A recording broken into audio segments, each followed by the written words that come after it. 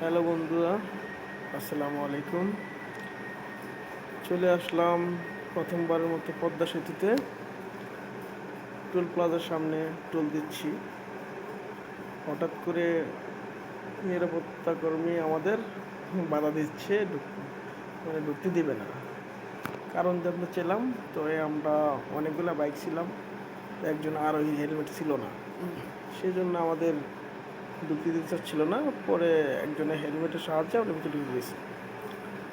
প্রথমবারের মতো পদ্মা সেতু, মনটা খুব উৎফুল্ল,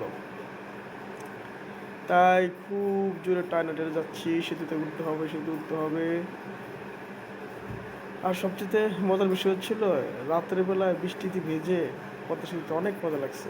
আর আমার ভাগনা তো ওরে অসম, খুব উৎসাহ নিয়ে ভিডিও বানাচ্ছে প্রথমবারের মতো পদ্মা সেতু। আর সবচেয়ে অবাক করার বিষয় যে ভাই আমার হাইটের উপর টানে ওঠে না, সে আজকে 90+ বাইক রাইড করতেছে। ভাই সাবধান সাবধান।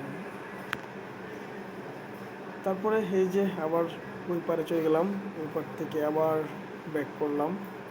ব্যাক করার পরে পদ্মা সেতুতে গেলে ইলিশ খাবো না তা কি হয়? এই যে আমাদের ইলিশ ভাজা চলতেছে, আরও সরিষা ভাজা দিয়ে সেরকম টেস্ট। এই যে আমাদের খাওয়া শুরু হয়ে গেছে। আর আমি যখন মুখে দিলাম, আর ইলিশটা যখন মুখে দিয়ে একটা কামড়ে দিলাম, ও টেস্ট সেই রকম। সবাই খুব আনন্দ করে খাচ্ছিলাম। খাওয়া দাওয়া শেষ করে সবাই দেখাচ্ছে এই যে ইলিশ, এই যে ইলিশ।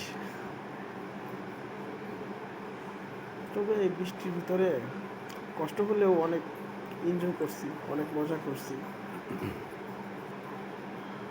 আমাদের মাঝখানে ওকে টাটা বাই বাই, আবার দেখা হবে কোনো একদিন। মুরব্বী অনেক মজা করছে।